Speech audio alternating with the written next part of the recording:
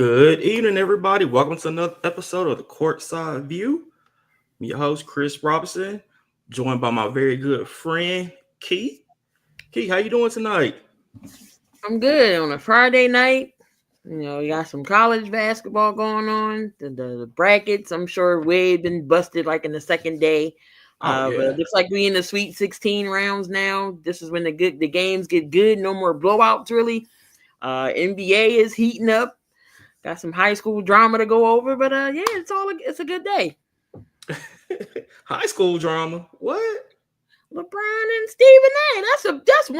That's a big high school mess. Come on now. Oh wow, that's crazy. That you go compare it to high school. But they are going back and forth. I'm sure we'll get into that in a little bit. But first things first, let's go ahead and get it out the way. You brought it up. So, what day was it? Wednesday, I believe. I think it was Wednesday. Yeah. LeBron went on Pat Mac. Well, they filmed it Tuesday. Yeah, they filmed it Tuesday, aired it Wednesday because that's when they played Indiana.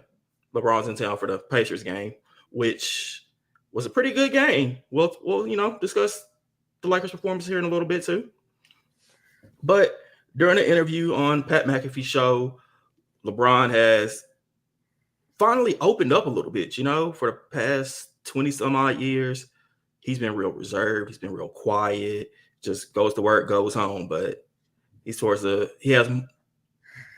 lot more games before than he will now. So he's at the twilight of his career. So he's opening up a little bit more, just said some things. I think one thing we're going to touch on, just because it's, a basketball show.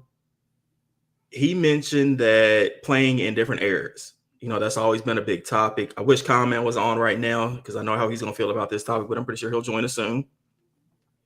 But LeBron brought up a point of people saying, players today couldn't play back in the 60s, 70s, the different eras. And he said a statement like Giannis wouldn't get 250 points. Of course, he was exaggerating. But, Key, how do you feel about, him saying that? Giannis is dominant. Yes, we do know this. Giannis is a great player, great overall talent. He can dribble. Definitely, he can drive through the hole. Especially when you seen him coming, it's going to be crazy. But for him to say he can score 250 points in the 70s, definitely is a different era of basketball back then. A lot more centers could defend the lane in the paint, so it'd be very hard for Giannis to get 250. Especially with the rim protectors like a Kareem and a Bill Russell, Walton, and all those guys that played back in them days. Giannis is not coming down no lane the way he does now and jamming on somebody. 250. I'm lucky if he gets maybe 20 points the way they were back then. Like they could hand Really? check. 20 points. 20? 20. That's all I'm giving him. So on this whole debate thing of the eras, I think now players do have more skill, but also have more technology. They after the game they can go take the cold shower or the cold showers, all kind of treatments and everything to get their bodies back in shape. So that plays a big role in it to me. Is Giannis' athleticism still the same back then? Because you got to think about Giannis now is not even the same Giannis that came into the league. Mm-hmm. When he came into the league, Giannis was like 140 pounds. He was KD size. He was KD size. Tall and lanky. Yep. Without the shooting. So,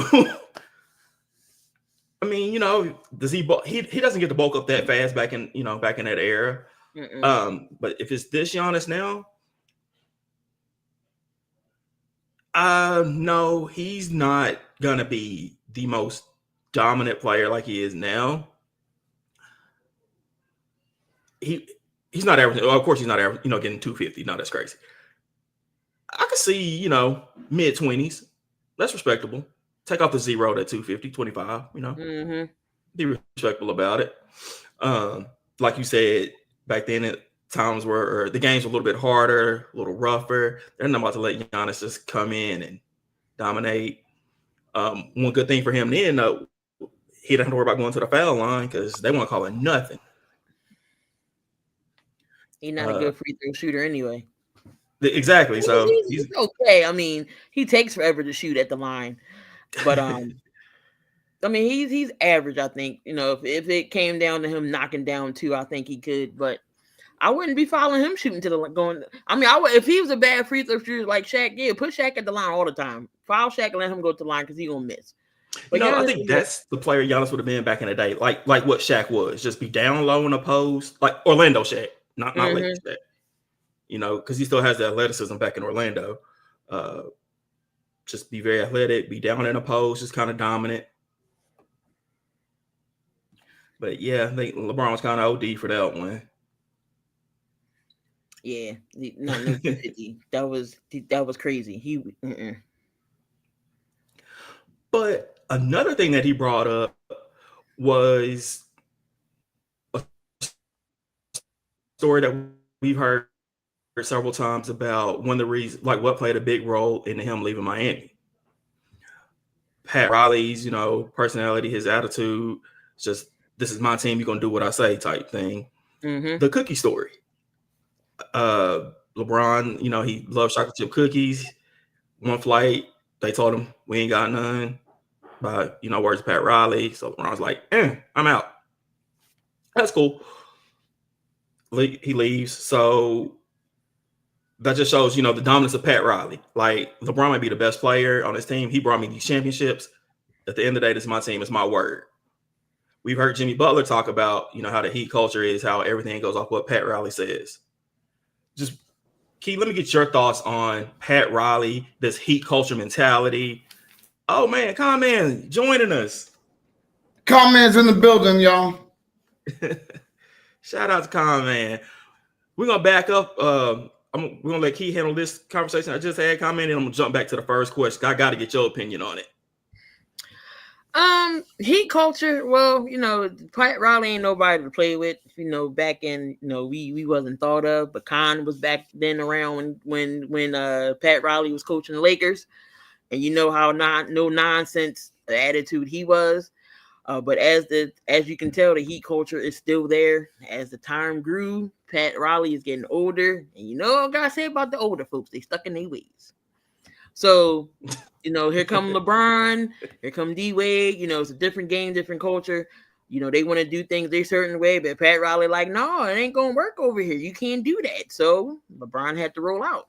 That's just like the Patriots and the Bill Belichick way. Like you can only have it for so long before it stops working. Jimmy Butler's gone. D-Wade's now retired. They had they had Alonzo Mourning. You had Chris Bosh. You had LeBron James. You had a good core. You had Udonis Haslem, who finally retired. I thought he would never retire. So you had a good core. Now Jimmy's going. Now Bam Adebayo's that face of the team now. Now you got Tyler Hero. Eric Spoelstra is still a heck of a coach. I don't care what nobody says. They're just in probably a rebuild now. But Spoelstra is a good heck of a coach. So whatever the downfalls that happened to him this season shouldn't be blamed on him because he's only doing what he can now. So, I mean, if you want to play for Miami, you got to respect it. Pat Riley is, class guy, his caliber, his knowledge. He got rings with the Lakers. He knows how to coach. He got, so his team is his way or the highway. Love it or like it. So Jimmy decided he had to go. It was time. LeBron said the same thing, and you saw what he did. He got championships in Miami, so he left. Went to Cleveland, got one. Went to Lakers, got one. So, I mean, everything has to come to an end in Miami. So whoever goes there next, y'all gotta realize this who team it is. Pat Riley is running things, and you don't like it, you don't gotta go. I definitely agree with you on that. I mean, at the end of the day, he is Miami Heat. He's been there for so many damn years. And even though, those players that you mentioned have left, if you look at Jimmy Butler's history, he's been on 5, 6 different teams. And there has to be a reason there as well. But as you said before, I think that sometimes the same words grow old. And sometimes you need a new face, you need a new new outlook, and I think it works for both ways. I think Jimmy Butler right now is in a better situation, and I also think that Miami's in a better situation too, because now, as you said, Pat Riley runs the show, so now getting what they feel is a headache out the way, and not having to pay him that big money. Because at the end of the day, that's the reason why he left. He wanted the bag, and they didn't give him the bag. So that's the reason why he left. So, at the end of the day, Pat Riley does run the show. No doubt about that.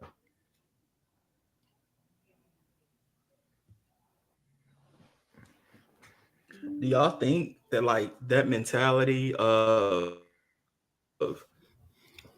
I'm the captain, you gonna do the free agents wanting to come, big name free agents want to come to Miami? It all depends though. But Miami is like a prestige franchise that has a lot of just because of the name and Pat Riley and who played there.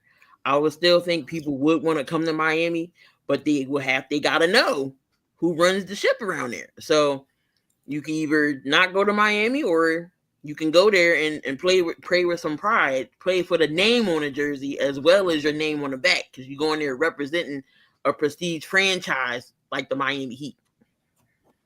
To answer your question, Chris, it comes down to this: is the bag right? If the bag is right, people will go. Especially if they want to get to that. That's facts. Let's keep it real. If the bag is right, people will go. Like he said, it's a prestigious place. Historic name, historic team, and I think that if in fact you get the bag, you're going to go, and then you have to adjust. But I think knowing that when they come in, they're already going to know that. So people see, Jimmy just didn't get his pay. You took cookies out of LeBron's hands. So, what you going to do to me? Yeah. People ain't going to worry about that, though. Nah, but you ain't going to take no cookies out of my hand. You're not going to take no cookies out of my hand. I'm sorry, Pat. Look, we is grown adults here. You're not going to be snatching no cookies from my hand now. So, comment. We already talked about it, but I got to get your opinion on. LeBron said that back in if Giannis was to play back in the 60s, 70s, he scored with 250 points. How do you feel about that? See, now look, Keith, you already knows I'm going to go off. Well, I'm glad you brought it up now. Okay, y'all know I'm old as dirt, and I'm very historical when it comes to things of that nature. And do I think that he would score 200 points? Absolutely, because they're all dead. All right, that's what I'm saying. What I mean.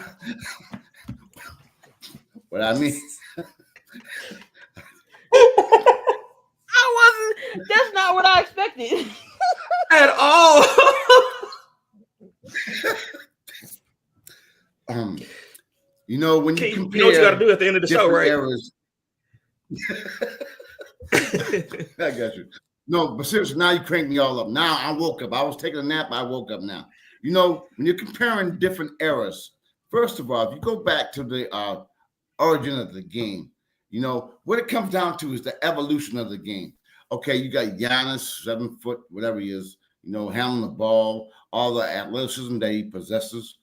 And back in the 60s, when the game began, they didn't have all the amenities that they have now in today's game.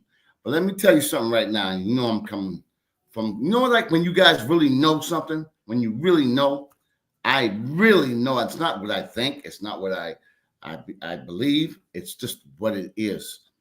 The players back in them days, he would not be as effective in that era because, first of all, there was a lot of rock'em sock'em robots back in the day. There weren't as many rules. I mean, I can tell you guys some stories you don't even want to know. Matter of fact, I'll tell you one quick one. Kareem Abdul-Jabbar was playing against Kent Benson, who played for Milwaukee Bucks. Kent hit him in the chest with an elbow. Jabbar, at that time, our center crouched over, put his head up, took 2 steps, and wound up and whacked on him and knocked him out and stood in the game. So when I'm saying people like Giannis playing in that era, that's true story. You can look it up. If Giannis was playing in that era, he would not be with so many rules and so many, no hand checking, no this, no that. It's a different era, and it's all about the evolution. Back in the day, they didn't even have a shot clock. I don't know if you guys remember that. They didn't have a shot clock to 1954, 55, number one. Number two, if you guys recall, well, you guys are too young. But anyway, there was a guy named Bob Cousy.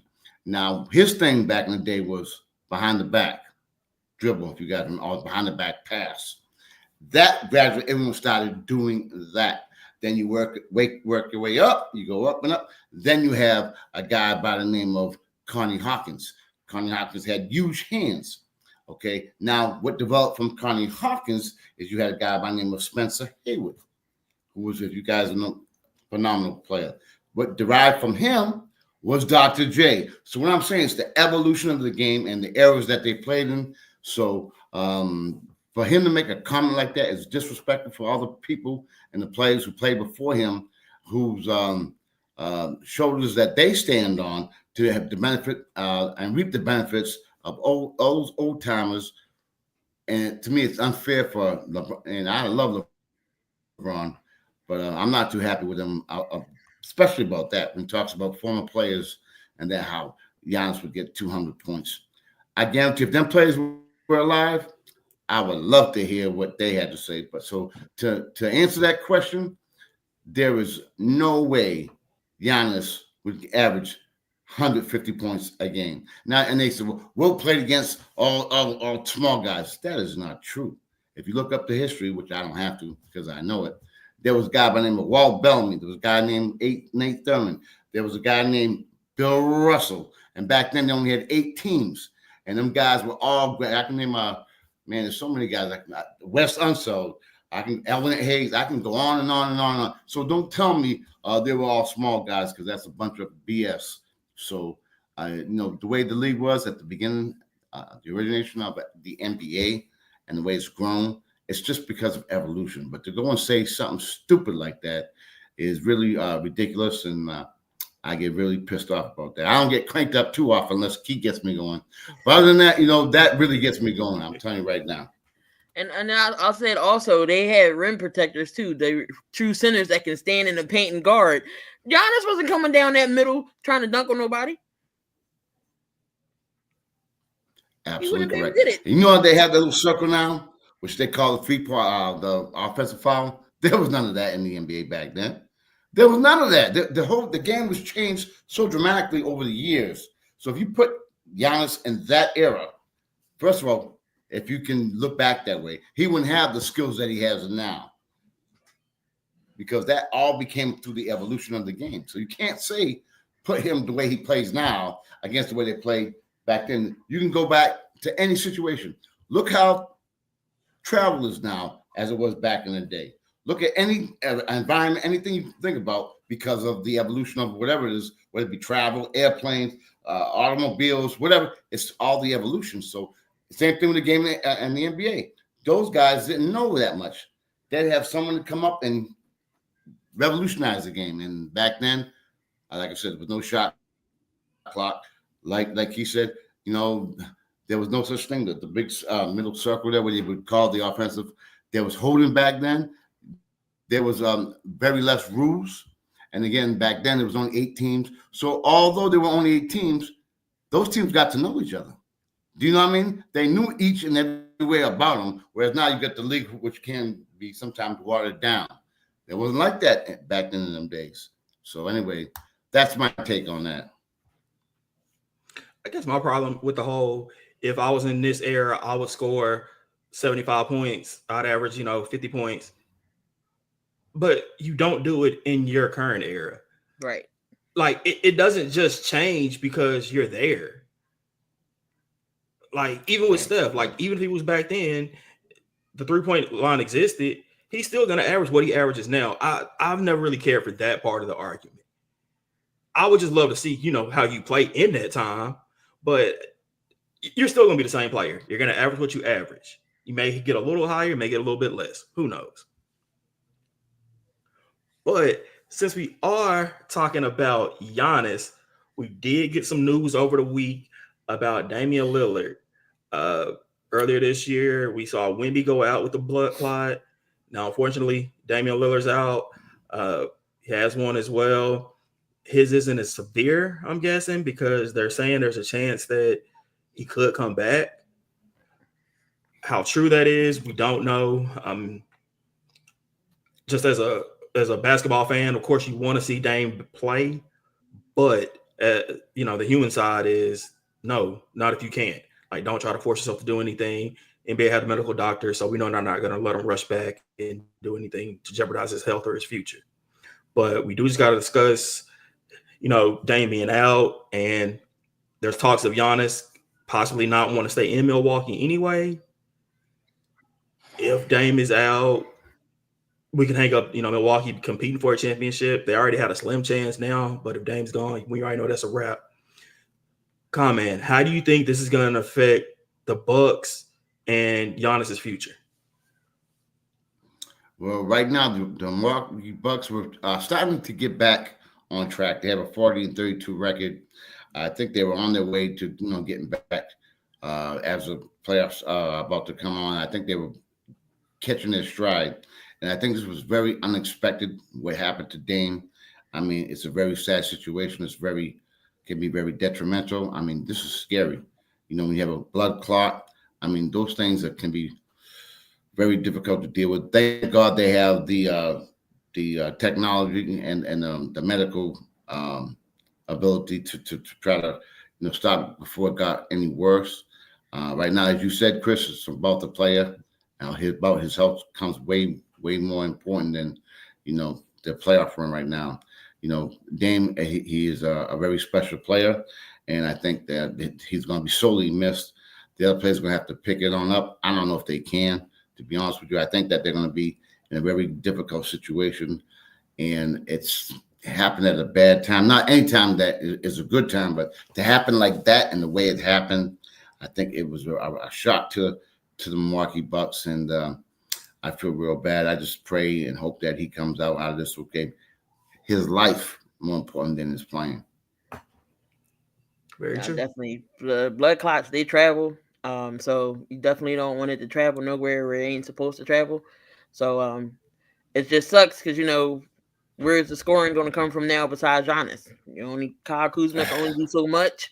Portis, those guys. So it's definitely going to be tough. I don't know. Milwaukee could be a first round exit depending on who they playing. Mm-hmm. That would depend on if they drop a lot. I still think they could get, if they stay 4, have home court, who would they meet? Indy.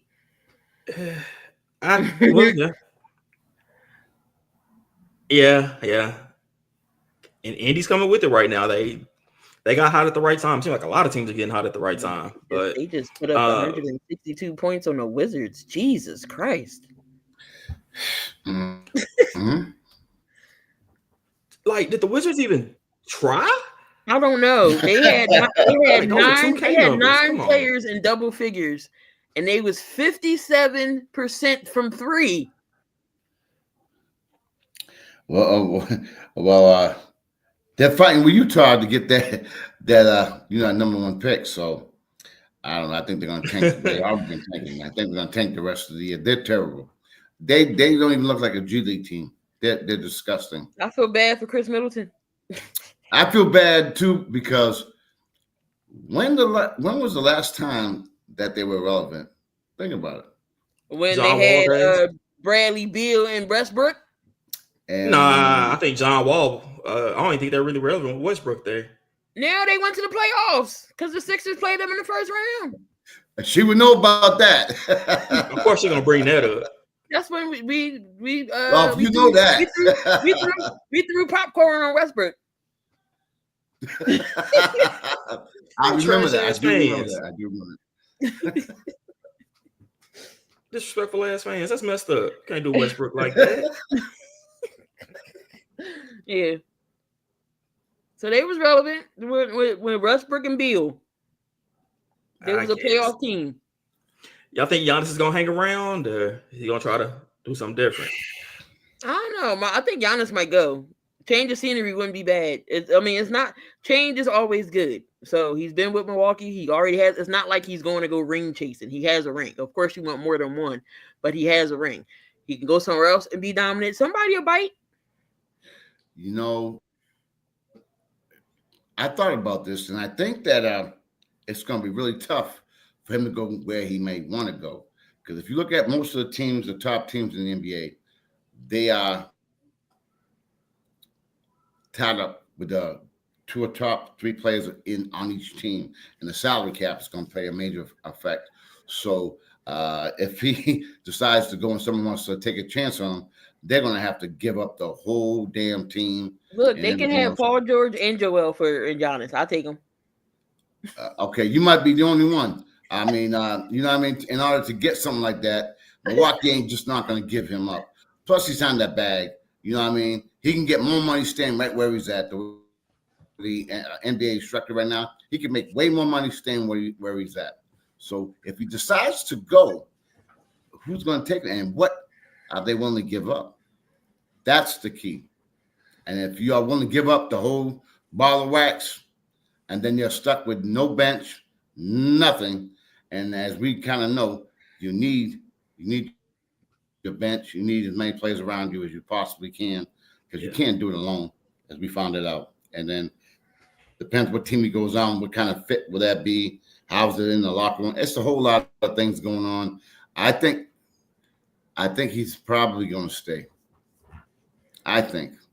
Now, should he? Give him back, if Dame can come back healthy and who they can get in the draft or free agency or whatever, I think he might be better off staying right where he's at. I think Dame's the big factor. Hopefully he comes back healthy and able to become Logo Lillard again. But prayers out for Dame. Yeah. Mm-hmm. This really wasn't a topic, but I just kind of want to hear you, man, have a rant. Last night, your Lakers up 5 with 12 seconds left. Why y'all doing this to me? Y'all do it to me. So you do it. Go ahead, Chris. Go ahead, Chris. Go ahead. Wide open three. Poor inbound pass. That was a lazy ass pass. That pass was horrible. How you feel about it, Key? just fundamentals alone. I'm just like, you are underneath the other team's basket, and you do a lazy inbound like that. That as a coach, that'll drive me nuts. I'd have been flipping out. Lakers go on the other end, they score. Hey, they can win. All you gotta do is just stop Chicago.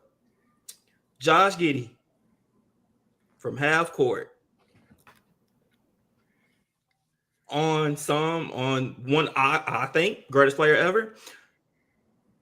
Josh Giddey hits a half court shot and wins the game for the Chicago Bulls.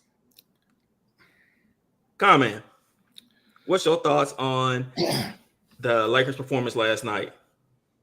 Just the Lakers play first of all, they lost to Indy too. They beat Indy. Remember the tip in? Oh, that's right. Right. Almost lost to Indy. Now, prior to LeBron going out, I think they had a winning streak. I think they won 3 in a row. Then when he went out, they were going on and off. They went on that crazy ass road trip, and they came back. They had a rough Florida trip to begin with. Now, getting back to that particular game with the Bulls, I'm already pissed off at LeBron for his comment about what I just spoke about. So I'm already highly upset with him to begin with. Now you ask me that question. That was the wrong time to ask me. That's why I transitioned. I let us have something else to talk about in between. Well, that's nice. That's cool. That's very good. Well, if you look at the play, because I looked at it about at least 10 times, because it's been on every goddamn show. You guys forgot there's 3 parts to that. Number one, okay, we're going to talk about the actual pass. What happened was he went over to defend, double team the guy who had the ball. What happened was the ball was pushed up to the perimeter. The individual jumped up in the air, and before he came down, he threw that pass to the corner to Pat Williams. So LeBron, number one, he went over too far, number one, and therefore he was out of step. Whereas I think if the offensive player came down, that might have given LeBron another step to maybe mess with the Pat Williams shot from the wing, number one. And number two, that lazy-ass inbound pass was like a third grader, second grader. He had a timeout available. And, if you don't know, he had a timeout available, chose not to take it. He threw the ball in all lazy-ass when, obviously the team's down. They're applying pressure. That reminds me of my boy Zeke when he threw that stupid pass, that bird cover. We won't talk about that. But anyway, what I'm saying is just so mad for me to see that inbounds play, because even the great players sometimes, when it comes pressure, sometimes, you know what? When under pressure, things can happen. That's number two. And what you guys did not mention, and hardly anybody mentions, you talked about that half-court shot by Giddey. Who was on Giddey at that point? LeBron tried to defend it. It was you're right. Cause it was LeBron. Cause what's the name got the layup? Reeves got the layup, yeah. Right. But coming back when Giddey when he was crossing half court, who was right there? Yeah, LeBron tried to defend it. He did try. But I mean, that during that span, what a hell of that was crazy. Leaving your man, number one, throwing a terrible inbound pass, number two, and then it being all over Facebook and everywhere else when it shows Giddey hitting the shot, and then LeBron in the background looking. I mean, he had a rough. And then the whole game, he was terrible. His shooting percentage was terrible. He didn't even score, I think, until the third quarter, maybe, if I'm correct. I don't think he had any points at all the first half. I know that. Not one. His three-point shot has gone downhill recently. Of course, we know he's going to get back. They're going to be all right. But I think it's a bad look right now. And right now, what's going to happen? Well, I think we're probably going to talk about that later on. Right now, he's not very well liked by a lot of people right now for what happened, which we might talk about later on. So you go ahead and break it up now. Sometimes, Go ahead and break it up now. That's a good segue. See, he's trying to set me up, Key. He's trying to set me up, Key. I don't like this man. All right, folks, here we go. To me, I looked at it from all different angles. We know the situation, but then I looked at it from a economical standpoint. Now, hear me out, guys, before you guys go off on me. Whose show is on at 8 a.m.? Weekdays. Get Up's first, and then it's First Take. Okay. So we Get Up, which is basically run by Mike Greenberg. Mm-hmm. Okay. All right. Then we got First Take, which is basically run by Stephen A. Smith. And then thirdly, we have Pat McAfee's show, which is on at 12. Now, do you guys know who was on Pat's show 2 weeks prior? Wasn't Rich Paul on there? Who? Rich Paul? Oh no, he's been on there. Rich Paul? Yeah. I'm not talking about him. I'm talking about what's LeBron's manager's name? Yeah, that's what I'm talking about. Rich Paul. Okay, yeah. Yeah, Rich Paul's agent. I mean, that's his agent. Correct. Check it out now. Check out the scenario. He was on 2 weeks prior, number one, because they were saying, why did he go on Pat's show? Check this out. A guy by the name of Aaron Rodgers, who we all love dearly, he was getting paid $1 million, all right, to come on once a week. We have another individual who we dearly love, and Bill Belichick, who was getting over $1 million to appear once a week. So, what do you think with having Rich Paul, whatever his damn name is, coming on the show 2 weeks prior, and then having LeBron? Let me tell you something. That was all orchestrated. If you look at it, it's orchestrated because he didn't do it for free. Number one, like people, why did he got paid? That was orchestrated to the tilt. And guess when he came on? Right after First Take, after his boy was just on. So I think it's a lot of ranting and raving. I think, to be honest with you, at the end of the day, you know what? No one's going to win. Guess who's going to lose? We are. And I'm going to explain why. You got two young black men. One's a billionaire. One's a multi-millionaire acting like fools. And all of us in the public get to see it. And you got people who sit behind a damn computer making out their opinion about what they're talking about. They should know better than that because they're supposed to be setting a goddamn example. And to me, watching that first, it was funny that was cool about I think a lot of people don't like Stephen A. Smith. I personally like him because he's nuts. But one thing I will give him credit, he says what he says, and he don't give a damn. If you watch him, he don't give a. I think he kind of, like as they were saying, when it actually happened, he was a back by it, and he sat back down and chilled out. Then when he went back home, then when he heard all the, that he was scared, that he was a punk. So now he had to come on. He felt, so that he wasn't a punk. That's why he came on like that. He's been on all these damn shows, if you guys notice, talking about yeah, which I don't like. All that should have been said. What he had to say it and move on. But now it's keeping going. Now you got critics. You got everybody talking about it. I think it's making it look worse. I think it makes it look worse for us because you got these young people all watching, observing. You got, like I said, a billionaire who's done so many great things off the court. You got Stephen A. Smith making $20 million a year. And you're going to cry and complain about little stupid things. Stephen A. Smith saying, oh, the reason why this is all going on because I said he was number 2 instead of number 1. You got other people on other networks, which I think is wrong as well. They're going off saying the reason why is because LeBron he wouldn't go on Stephen A.'s show. So that's why Stephen A.'s talking. And it's all nonsense. At the end of the day, it's about the game. It's about, first of all, you shouldn't take things personal, and you shouldn't talk about someone's personal life. I think especially you're there to report on the game. And when it gets to a point where now he's talking about him not being at Kobe Bryant's memorial service, stuff like there's no need for that. And I think people are here who are looking at and laughing. Look at these damn fools. At the end of the day, like I said, no one's going to win. It's just going to go on and go on. But we, as a people, it was a total embarrassment. It really was. I'm so proud of those guys and what they've accomplished. That's all been thrown out the door. You're just looking at them like a bunch of fools. That's my personal opinion.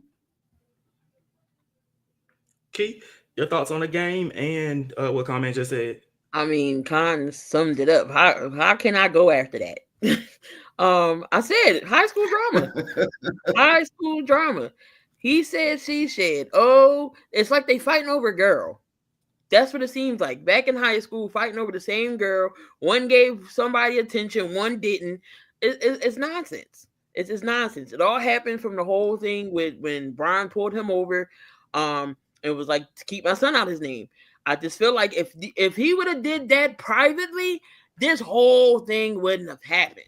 None of this would have stemmed out. And like Khan said, maybe it was scripted. Rich Paul was on McAfee, probably put in his ear, hey, LeBron, go on McAfee. So, and it comes on right after First Take does. And then he goes on and just says everything. So it's a bunch of high school mess. High school mess. Then you got Kendrick Perkins talking about something. If he don't say something nice about Brian or something, he unfollows him. Then Kendrick said, I blocked him from my phone. I'm just like, it's a whole mess. It's a mess. It's just a mess. So and then Just have at it. Go ahead, Just Keith, go ahead. let Stephen A. go back to doing Stephen A. things. Let LeBron go back to winning basketball games and focus on the Lakers and the playoffs, and just let bygones be bygones. I'm over it. Like it's done. He didn't say what he said. Brian said what he said. All right, y'all can move on and go back talking to new topics. One thing I will say and give credit before Chris goes on, I gotta give credit to Brian Windhorst, whatever his name is, because he's followed this guy since he was 15 years old. He's had his back throughout. When everyone was on against him, he talked about him. He had so much, I guess, juice. He had so much knowledge that a lot of people didn't have, because he had that rapport with LeBron. And for LeBron to shit on him like that, I was like, yeah, I didn't go Did after they go him. to school together? No, they didn't go to school together, but he followed LeBron's career. And the reason being, if you count the pieces of the puzzle, guess who Brian Windhorst, I keep saying his name wrong. Who's he on almost 3 times a week? He's on First Take. He's on with Stephen A. You see where this is going? So LeBron's all pissed off. First of all, he took an hour ride, which he didn't drive, obviously, but he took an hour to go out of his way. And people think he just went on there just to go rant at Stephen A. That all may be true. A lot of it, what he said, maybe that's what he actually felt. But he also knew what vehicle would be the best way to get at him if that's what he wanted to do. Right after Stephen A. Smith. Think about it. On his network against Pat McAfee, who some say could be the face of ESPN, against who is the face of ESPN. Yep. It was very calculated. And I think we all know that about LeBron. He's 6 steps ahead. Like he didn't do anything. He didn't just do it because, oh, I like Pat McAfee. No, this was very well thought out. It was calculated. We know that.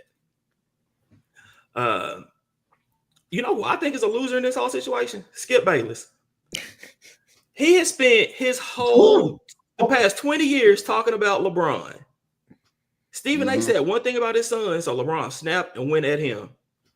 Still has never mentioned Skip Bayless' name on any platform or anything. Skip wants that attention so bad. Like, it's bothering him. And Shannon Sharp. Skip's still getting it. OKC, UFC, Lakers.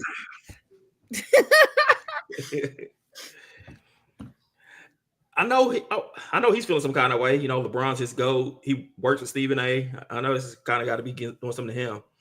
But I honestly, comment, I never really looked at it from your point of view, and that makes a lot of sense what you just said. Just like the image that it portrays. 2 black men, 2 black fathers. Yeah, it does have a negative image when you put it like that. You just changed my whole thought on it. I was enjoying it. Mainly because I don't like Stephen A. So, carry on LeBron. Right. But no, that's very, very well thought out. I appreciate that comment, man. You're welcome. But back to the game last night. We did talk about LeBron. You brought him up trying to defend Giddey. At that point, should he even have attempted it to try to defend? Because you almost drew a foul.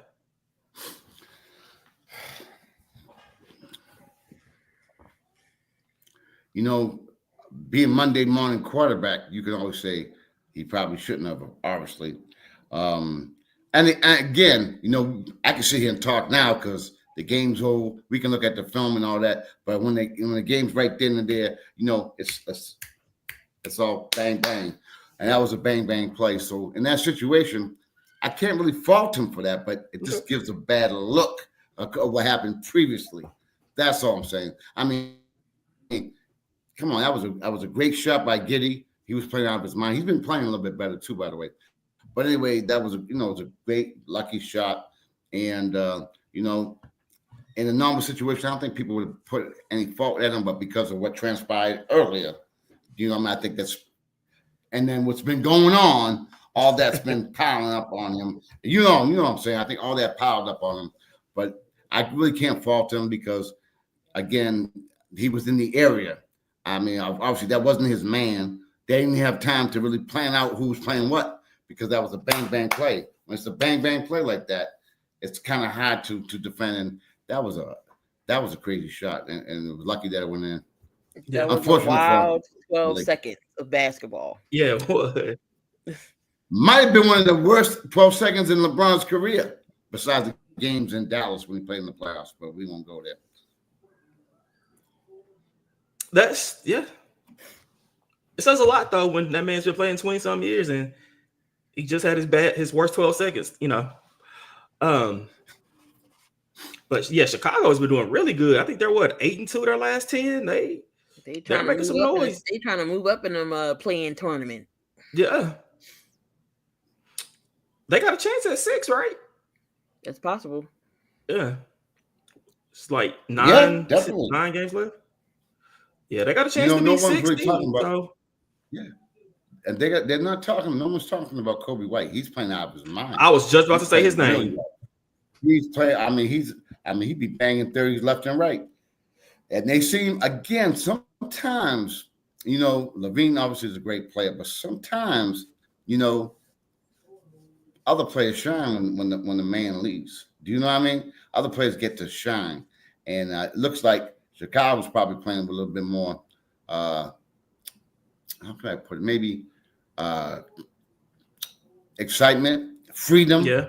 And just playing ball. And Kobe's letting the world know how good he really is. Because sometimes you all know, when you have a superstar player, everything's catered to him. They get to do things that other players can't do. Mm-hmm. You can go out there and shoot 30 shots and 33-point shots and all that. You get the other average ball players who might be very good or could be able to reach that potential, but they never reach it because everyone caters to the superstar.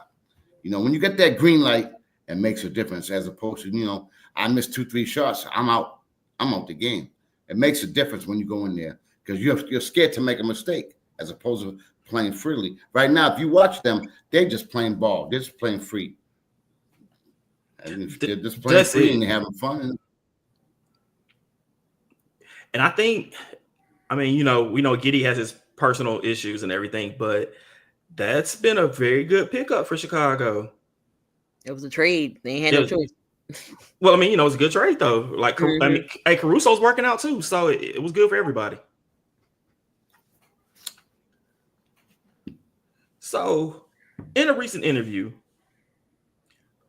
Milwaukee Bucks coach said, Doc Rivers said that he gets a lot of criticism for blowing 3-1 leads.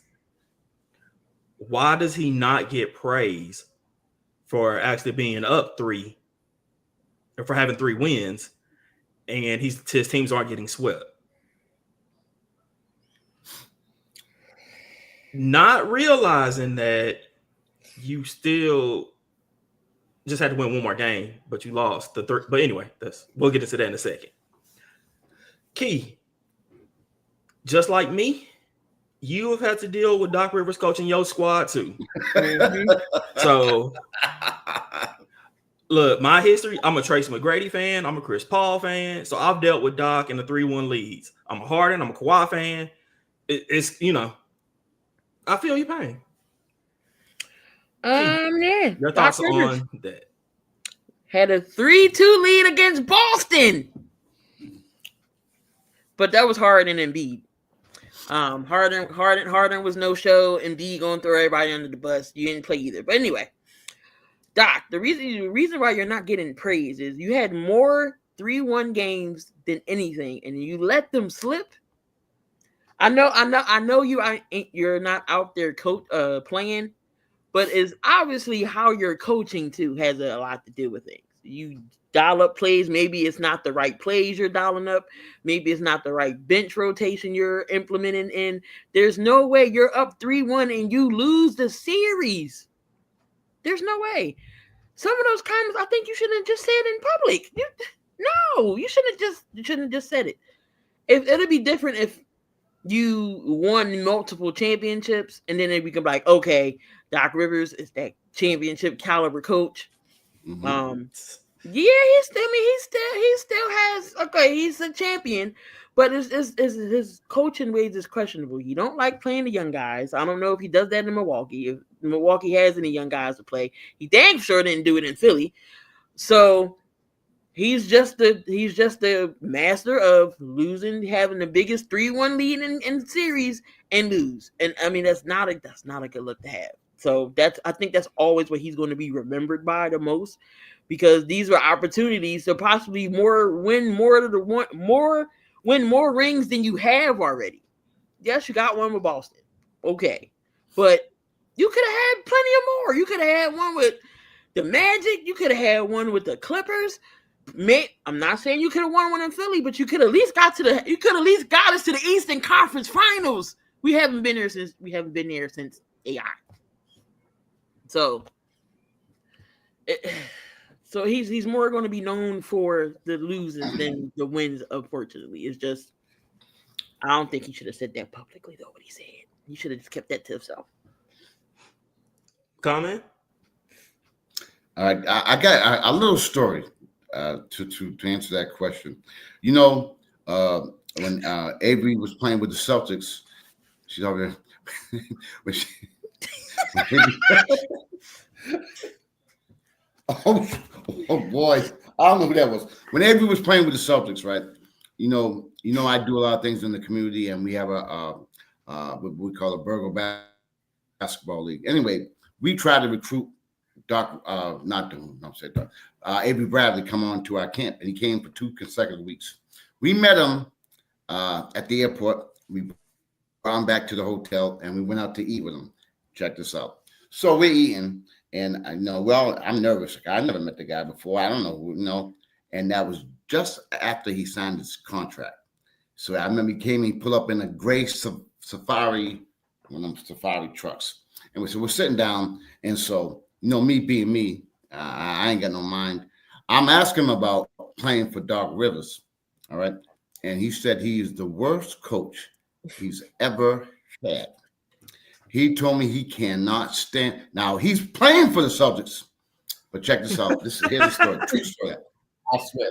So we're talking, and we got to talking, and then we started talking about, all kind of questions. I was asking. Now I'm getting cocky. Now I'm getting confident. I'm like, who's the best player you ever played against? You'd be surprised who he said. But then he was talking about the best player that he played with on his team was Rondo. And he also spoke about the best player that he ever played against could do nothing with was Kyrie. And then he also said the easiest player he played against was Westbrook. He said Westbrook, when he saw me, he started sweating. He said because he'd be up in Westbrook, you know what I'm saying. But he talked about that. But here's what I'm trying to bring up. The very next day we're at camp, and all the Boston reporters, they're all there filming, the camp and filming him. And one of the kids, I swear I can't make this up. One of the kids asked him about Doc Rivers. You know what he said? What a fantastic coach! One of the best coaches I ever. It was so cool. I'm sitting there laughing. I'm laughing away. Now, to answer your question more specifically, Key, when y'all coaching right now, you're coaching.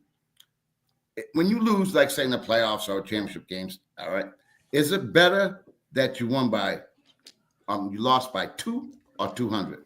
I hate losing by the 2-point games. Let me lose by 200. Exactly. To me, losing is losing. You know what I mean? To say that, okay, I won 3 games, you didn't win the damn thing. I think that's idiot. I think he should be drug tested. I think that I told you I was going to go off tonight. I think that's stupid.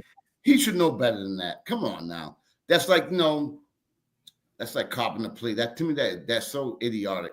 I mean, with like you said, 1 game to win, you can't pull it out. Then I'm not, like he said, he's not out there on the court. He's not playing. But there's got to be some. I mean, obviously, there's been teams in the past that have done that as well. So you can't fault everything on him. But I mean, to make a comment like that, like he said, keep that to yourself. Keep that in the locker room. Don't be bringing that because you got people who are going to, especially with the way they're playing right now, they're going to hop on that. You want to give anybody any more ammunition, and that's good material. Definitely good material. So, I've been very open about how I feel about Doc Rivers as a coach. Never cared for him, even in Orlando Magic days. Before he blew a 3-1 lead to the Pistons, just never really vibed with his style. He's always been the coach who's made poor adjustments, if he makes any adjustments. But to say that I should get credit for being up 3-1 because I didn't get swept, no, that's even worse. Like, Yeah, it is. All you can do is laugh at it because it's like, ridiculous. okay, if you get swept, they're just clearly a better team than you. That's cool. You just got beat by the better team. That's expected. There you go. There you go. You're up 3-1. You blew it. Yes. Like, we're basketball, but are we going to give Matt Ryan credit for being up 28-3 to Tom Brady? No, we ridicule you for that. There you go. That's a perfect example. Perfect example. Like, yeah, but we was up 28-3. By the way. And you couldn't close it out. Like, 3-1. I remember the game 5. That was all Kyle Shanahan. He was the offensive coordinator then, and what's his name? The coach now for the Commanders. I forget his name. Quinn. But Quinn. Dan Quinn. He was the coach back then. But the defense got conservative. That's what happened. With Brady, you let Brady got 3 points. You got to put the foot on the neck. You're also still passing up 28-3. Like, that's poor decision making too. Which ties to the doc. Poor decision making. Coaching. Absolutely. So at the end of the day, it falls on coaching because there are decisions to put that play in. It's y'all decisions to put those players in, that rotation. So it all falls on you too at the end of the day. Yes, it does. I mean, yeah, you gotta blame the players, but some of it is just strictly coaching. I remember game 5 of the Clippers Rockets, the 3-1 lead. Mm-hmm. I was at Applebee's. I had just got off of work. I was working at a jewelry store at the time. So I was in a suit. I had a tie on, everything. Right. 3-1. Me and Chris Paul, we finna go to the conference finals. I know it. We are up in the third quarter. Hey, James Harden's on the Rockets. James Harden, come sit down. We'll try again next year. The Rockets are basically giving up.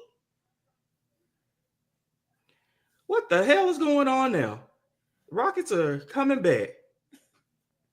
So my suit jacket comes off. You know, I'm all right. I'm on a date at the time. Being together, this probably played a role into it.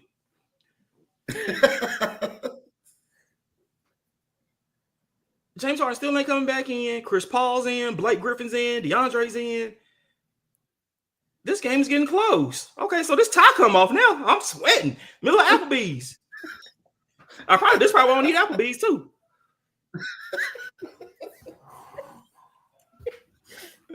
I'll be damned. They done came back and won game 5. James Harden was on the bench. Chris Paul, Blake Griffin, DeAndre Jordan, JJ Redick. Matt, you have a squad that should have put this away. What did you do? What was your mindset? Houston basically conceded to you. Hey, we're gonna take our stars out. Y'all got it. Go beat the Warriors, whatever. But you were up 3-1, so let's praise you for that. No, Doc, go to hell. Like, ugh. You and your voice and your perfect edge up, just forget you. Like, who says that? That's why Giannis wants to leave, because he's like, hey, we didn't get swept. We just didn't win. Swept. That's not even a moral victory. Like, and I don't know who the interview was, but like, you just got to ask that man, you sure you want to say this?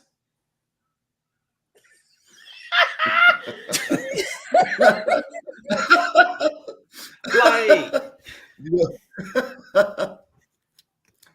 know what it reminds me of? It reminds me of a boxing match. Okay, you get knocked out in the 5th round, but I went 4 rounds with him. You got knocked out. You still lost. You still lost. You still lost. Like, look at all the Hall of Fame talent Doc's had. I'm probably gonna forget some, but just off the top of my head, there's Rondo, KG, Paul Pierce, Chris Paul, Blake Griffin, JJ Redick, Rondo. I don't think I said Rondo. Embiid, Harden, Kawhi. You got one ring with all of that talent. Yep, that's true. And look how we got that ring with the Celtics. Look how that came about. We know his cousin, Kevin McHale, has something to do with that. We all know about that. Kevin McHale was coaching Minnesota at that time. You know how the Celtics end up getting Garnett. Yep. Wow. Chris was like, yeah. You didn't know that? That's a fact. That's a fact. It never dawned on me though. Comment, you make me look at things completely different. That's why I like you. And then what did Danny Ainge do? Traded everybody to Brooklyn. Exactly. Everybody went to Think Brooklyn. about it. Yep. But hey, it ended up paying off. You got what, Tatum, Brown? Yeah, absolutely. We're not gonna go back to that draft. Please don't, because that's wasn't there a team that could have drafted me. Because y'all got Markelle Fultz. Yeah, but yeah. Ben Simmons. I think you did well. I think y'all should be happy about that. No, Ben Simmons. You could have Jason Tatum and all them. I told you don't take me down memory lane. Give me PTSD.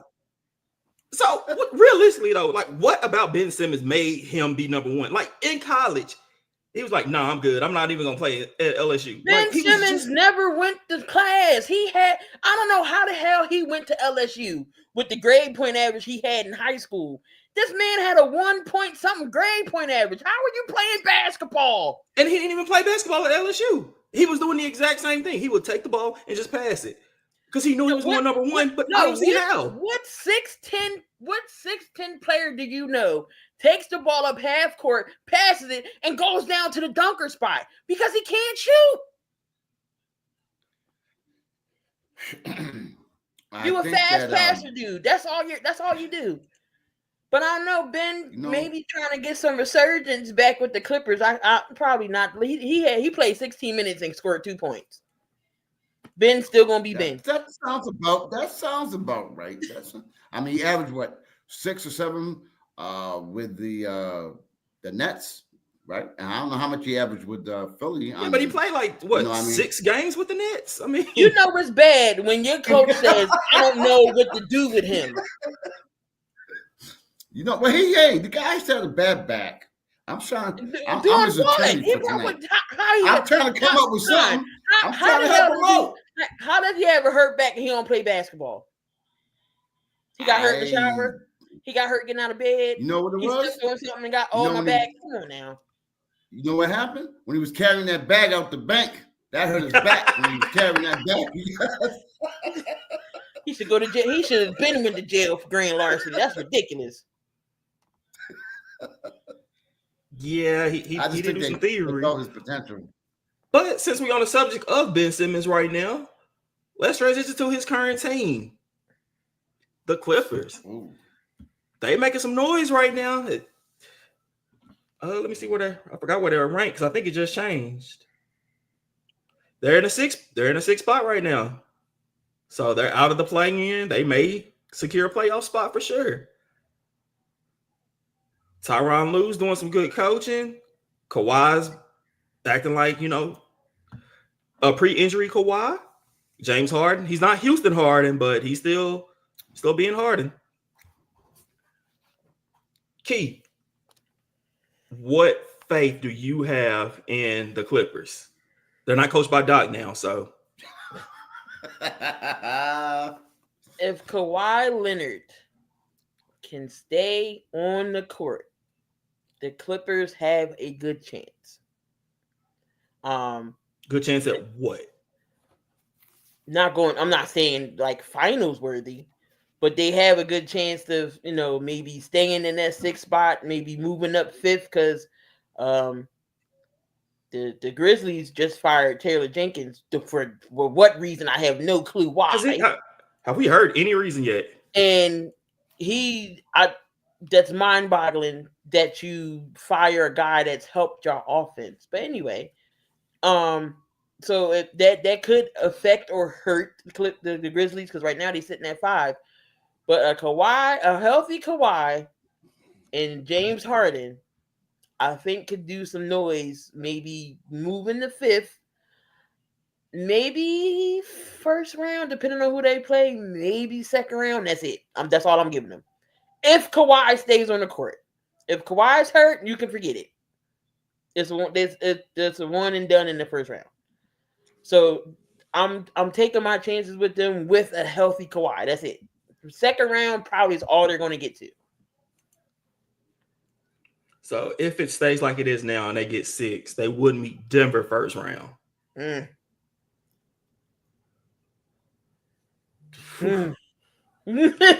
Ooh. But on the news of Taylor Jenkins, we can go ahead and pretty much say Memphis is going to drop. So if it goes 4-5, we'd have the Battle of LA. That would be a good series. You know, it would be a great series. I'm very impressed with the Clippers the way they've been playing as of late. You know, again, sometimes things can happen. I think again, who goes kind of unnoticed, who's a very a viable option is Powell. Powell can do some damn damage. He can really play. I mean, he can put up a 30 point, and then usually when the playoffs, when the crunch time comes in, and you're more in a half court setting, and teams rely more on more of a defense, utilizing the shot clock. That's why the games go down a lot lower during the playoffs, and because teams get the chance to study film and all that more than they do during the regular season. I think Powell's a big factor for them, and with them being healthy. And I don't know if you saw, Zubac put up. Sometimes I think he's Jokic. He thinks he is because he put up some damn numbers the other day. I know Key must know what I'm talking about. My man put up some damn numbers. I think what's going to be key. But right now they're playing the Nets tonight. I don't know what the score is, if they won or not. I figured that. Well, they got a big game on Sunday. Now they play against Cleveland at Cleveland. I think that would be a good test to see what they're at. But right now, Kawhi is he's old Kawhi. You know what I mean? Yes. And Harden's playing well. His shooting percentage is well, and then they got that third scorer, which is Powell, and they got a little bit off the bench. They could, if they could, if they could stay healthy, they're gonna cause some problems. I'm telling you right now, they're gonna cause some problems. And again, what comes down to playoffs a lot of times is foul shooting, and Kawhi can shoot foul shots very well, and then we all know how great a foul shooter Harden is. So it can come, and ball's gonna be in his hands. If it comes crunch time. So you know what he likes to do. He's very good at matriculating fouls and getting fouls called and doing all that crazy stuff that he does. And if it comes down to a clutch time, you know damn well he's gonna hit the foul shots. Whereas my cousin LeBron, I don't know. I don't even want to talk about him right now. But in a situation like that, I would foul him at the end of the game before a lot of players. And I hate to say that, but I'm not happy with him right now. So they beat the Nets by 32 points. Okay. Kawhi had 31. Zubac again, 21-12. Told you. He's good for it. Harden had 17. So he shot 6 for 10 from the field, which ain't bad. You got Powell with 11. Patty Mills came off the bench, got you 14. And Ben Simmons played 17 minutes. Got you a goose egg. How many assists? 3. It don't matter. He's getting a ring this year because the Clippers are getting it all. The Clippers are winning the championship. Oh my God, Chris. Woo! Woo! Dude. I have been on the Kawhi bandwagon for years. Kawhi Leonard he's finally coming back to what he should be. He's never really been appreciated as being the best player in the NBA. But there was a time I would make that argument. Kawhi Leonard was the best player in the NBA. Yeah, definitely. Oh, yeah, absolutely. Like Lake San Antonio, even Toronto, Kawhi could have been the best. He playing both ends of the court. We're seeing Harden. He's finna get back out there. He's back doing that. His little step. Clippers. Being honest, I don't think they're gonna win it all, but I would love to see it. I'm a Clippers fan. Okay. I'm happy to see the success they are having right now. That first round matchup is going to tell a lot. Whoever they can draw, like I just said, if they get the Lakers or Denver, whew, that's a hard series. That's putting a lot of work on LA Zubac, would be especially if it's crazy. Denver. LA like versus people LA would be crazy. Yeah, I that do would be want great. that. I would love it. That would be great. That would be great for the city. That would be great for that for the radio. That'd be great for That'd be crazy. basketball. That's But how you get But ratings. peep this out, guys. Peep this out. You know how Harden's always complaining wherever he's at. He's always complaining. You don't hear a damn thing out of Harden. Number one, guess who's playing for a bag this year? Oh no. Harden. He's playing for a bag this year, Chris. Well, shoot, he might get it So because I Daryl guess- Murray didn't give it to him, and he was smart. That's for what not I'm, doing it. I'm He was just trying to smart tell for you. not doing it. Hey, it's his last chance to get that bag. I'm just saying. He's playing like he's gonna earn it. He's doing great. Absolutely. There's a method to the madness, my brother. Yeah, Norman Powell's hooping. Hey, Yeah. you know what? No, I'm sticking with it. I'm taking the Clippers. Yeah, there you go. That's it. I'm rolling with the Clippers all the way until the first round. But Right. That was tough. Yeah, that was tough. so okay, let's just say Clippers do somehow pull it off. How does that affect Kawhi and Harden's legacies? You mean if they win the chip? Yeah. Well, Kawhi would be the Well- first person in NBA history to win 4 rings with 4 different teams. He only has 2. Good one. No, Kawhi has San Antonio. San Antonio. Well, he No, has 3 not rings, Toronto. but he's only won it with 2 teams. Oh no! So he'll be the first. Yeah, Oh my he- bad. He'll be the first person to do it with 3, like different teams. If he wins another, LeBron. my bad. LeBron did it. You're right. I could have sworn he had more than 2. But I mean, he'll definitely solidify his career. I mean, his legacy. Like he's still a good. Kawhi wants to play basketball. It's just his knees suck. Yeah. His knees is horrible. You know- His knees are horrible. So it's not that he wants to sit and just load management. Is his knees generally suck. So when he's on the floor, he's very effective, as you can tell. Yeah. Let's break it down. Kawhi already has a couple of chips. Harden has 0. I think that would more solidify his legacy. Yeah. And the thing that I think about as well is that they're both going to make the Hall of Fame. So by them winning it, I think that would add more to Harden because he hasn't been there. I think that would give him a little bit more. I mean, he's going to make the Hall of Fame. We all know that. But I think that would give him a little bit more juice, going into the Hall of Fame. I think it would make a major effect, whereas Kawhi's already won 2. I think it'll be even more special to Harden, to do it in LA. I think that'll mean a lot. And as far as legacy is concerned, they're both going to make the Hall of Fame. But it's a lot of times, as we know in football, they always compare rings at the end of the day. Do I agree with that? Not necessarily. But, I mean, if you look at Dan Marino, look what a great career he had, and he had no rings. So what I'm saying is a lot of people put so much importance on winning the chip, and I think it's good. But to be able to at least say you won 1. I mean, look at Barkley. Look at Iverson. You know what I mean? Look at Karl Malone, Stockton. We can go on and on and on. I guarantee you they would love to have a chip, to be having the opportunity to have a chip on their resume. So as far as legacy is concerned, it would definitely help both their legacies because they've been talking about Kawhi's been injured and he can't win since he's been injured. And Harden's been on 47 teams. And, you know what I mean? So he hasn't won. So it would be really good for both of them. But I think even more so for Harden. Yeah, I agree. and Keith, when the Clippers win, Ben Simmons is gonna get a ring.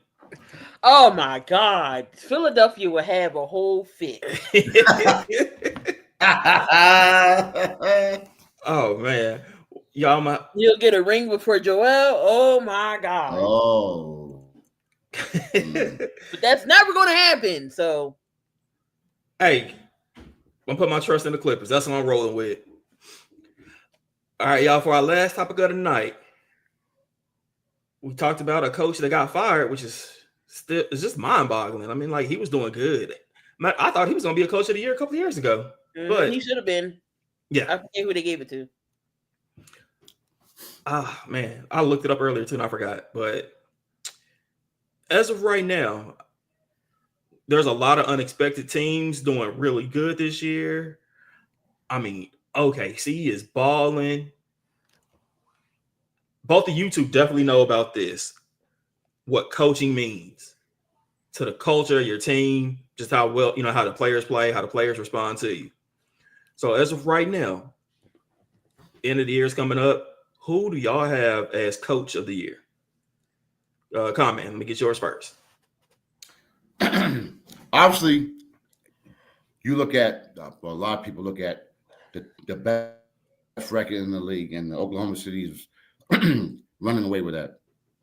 But if you recall, Oklahoma City was playing real well last year as well, and they didn't have the big Jamoka alongside. He was hurt, so I think the expectations for them were going to be high anyway. You know what I mean? And then so they kind of lived up to expectations. If you looked at Detroit Pistons last year and look at them now, expectations would be that they weren't going to be that good. And look how they have strived and thrived, and they're playing so well. And again, what's good about them, they got a record of 41-32. And what's good about them, and also the Rockets, by the way, I'm not bringing them up too. But Bickerstaff, I'll probably go with right now, only because the way they were, I guess, expected to perform, and they're playing way above their heads. And the thing I like about Detroit and Rockets, if you look at their payroll, it's minimal. They have money, they have youth, and they got money to spend. And if they can keep that nucleus together, both teams, I think that Detroit's going to be tough to be reckoned with. And then the only one that makes big money for the Rockets, believe it or not, is Van Fleet. Mm-hmm. He makes the most. He got that big bag. But I mean, after next year, they're still, they got a couple of guys they got to take care. They got to take care of Green. I like the Thompson twin there. I think he's a stud. Green's playing well. I like watching. They're fun to watch because they remind me of street ball. If you watch them, they remind me of just go out there and just. They got no fear. Mm-hmm. You know what I mean? Udoka, Walker, Whacker, whatever his damn name is. I think he's brought a culture to them that has it's infectious, and they love to play for him. And I think they're going to be a team to be reckoned with in the future. That's why these other teams are going to watch out, because it's going to be parity now. Because all these other teams are faced with the salary cap and what to do, how they're going to handle it now. And then the Houston Rockets and Oklahoma City, they're going to be like, okay, we're coming up. So to answer your question, I got to go with my man Bickerstaff. I'm going to go with him with Detroit, because they were not expected to do what they're doing right now. Keith, who you got? And they don't even have a leader. Right now, if you look, they don't really have any veteran presence. Cunningham is taking over that role. They don't even have that. They're veterans. Tobias Harris. Oh my God. As I said, I keep telling Pistons fans, I said, watch, just wait till Tobias gets into the playoffs. Y'all gonna be like, oh, this is what the Sixers fans was trying to tell us. But since Khan took my answer, I guess I gotta pick somebody else. I'm gonna say Kenny Atkinson. Who would have thought that the Mavs would be the number 1 seed in the East right now? I know they had their ups and downs with losses, with losses. Sometimes they lost tonight to a Cade Cunningham-less Pistons team. You had Tim Hardaway Jr. score 32 points. 32 points from Tim Hardaway Jr. But no, Donovan Mitchell's balling. I was pushing for Donovan Mitchell. Of course, Daryl Morey didn't pull that trigger. Um, you want to go get Paul George, but anyway, we're not gonna talk about the Sixers' terribleness. Yeah, Kenny Atkinson. He's been around the block a few times, but I think this is his best possible team he's had. Got Donovan Mitchell, got Evan Mobley. You got Jared Allen, who is very underrated for Jared Allen to be the center. Nobody talks about Jared Allen, but he's pretty solid. He has a very underrated career because he was balling. He was a great defender in Brooklyn. Mm-hmm. Then you got Ty Jerome. So the Cavs got some good players and a good team overall. So you forgot to mention Hunter. That was a good addition, Hunter. Yep. Very big addition. So yeah, I'm gonna say Kenny Atkinson over there with the Cavs since Khan took my answer and JB. I think we all was going with JB actually because that was my pick. But I was kind of scared you were going to take mine too based off what Khan said. I'm gonna go with Ime Udoka. Houston was not supposed to be number two in the West. No, not at all. They were supposed to be a play-in team at best. Ime has came in and just the culture he's put in Houston. He has young boys playing defense. He has young boys making smart decisions. Have we heard anything out of Dylan Brooks this year? Nope. Like in Memphis, we wanted him out the league. Oh, he's crazy. He's nuts. He's a thug. Big time. But he comes to Houston. He accepted his role. He's shooting better. Needed. He actually became a pretty decent scorer. Yes, absolutely. We got, like you said, Van Vliet. That's your veteran out there. He's a great presence. Don't forget RP Sengun out there. Oh yeah, you can't forget him. Like you said, Thompson. It's just he has a great squad, but it's just the mentality because they're young. It's OKC's the youngest team. Houston's the second youngest, right? Is that how it is? Something like that. Yeah, 1 and 2 in the West, but it's just what Ime was able to do, come in, get them to buy in. We know he had his issues in Boston. He got past all that. Houston is going to be somebody we're going to be dealing with. We're going to be watching for a while. I think Houston or Detroit that's the future, which is I'm excited to see because these boys play basketball right. San Antonio. Right. And you know what's great? If y'all remember, because I'm out here in the Boston area, so all the things that were coming out about where his name is. I can't say his goddamn name, but we all know, and all that stuff that was said about him. He had gone through the ringers out here in Boston. They put him through everything in hell, and then when he finally got an opportunity, he had to wait. There was a lot of teams that were saying why they didn't grab him. So when he went to Houston, where were they? They were bottom feeders. They were bottom. Check it. They were bottom. Oh yeah, well, let him go there, see what he can do. He was set up for failure. You know what I'm saying? You see why I wanted you know what I'm saying? So coaches can make a difference, and he's a very. And then he had to come and coach after going through all that embarrassment, all that, to come back and get the respect of his players. And as you can see, they run through a wall for him. So that's a great testament to him and how coaching can play an important part in coaching NBA players. Because, obviously you're dealing with men now. It's a different ball game. And to get the men's attention who are all making way more money than you, it's a tough position to be in. Because if you don't win, you get fired. Good example. Memphis is playing pretty goddamn good. And John Morant, he's got every other day he's got an injury. It was his shoulder. Now he's got ankle. He got hips. They're playing above because when he got hurt last year, they went downhill. And then this year, even without him, look at the record. They're 44 and 28. They're playing way above 500 without him for most of the time. And I don't Triple know how J's many been games he in and got. out too. Don't forget about that.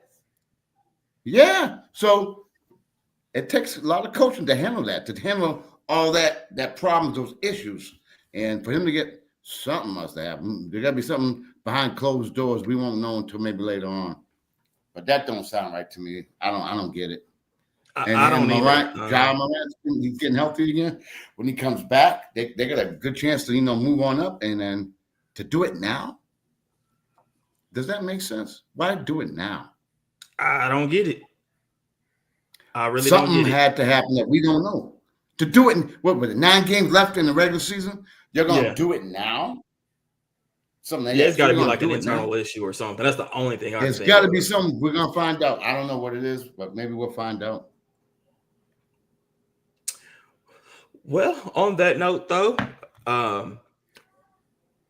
we're gonna wrap it up here tonight. Man, it was a great night. Con Man came with it. Key, always like that's a great topic. That's a great discussion. Con had the moment of the night when he said, "They're dead. They're dead." Like Key, you know what you got to do with it. You already know. Yeah, it's getting clipped. Thank you. I'm sure it is. I'm sure it is. Oh man. But thank everybody who tuned in. Thank people in the comments. We will be doing this again next Friday. We'll have some more basketball. We know the season's getting ready to wrap up. We'll have a bevy of great topics to talk about. We're going to have a good time as usual. I'm your host, Chris Robinson, joined by Key, Mr. Con Man. We look forward to talking to y'all again next week. Thank y'all, Key, Con, for joining me today. It's been a pleasure as always. Thank y'all. You already know. Same time, same place. Absolutely. Make sure y'all come on back.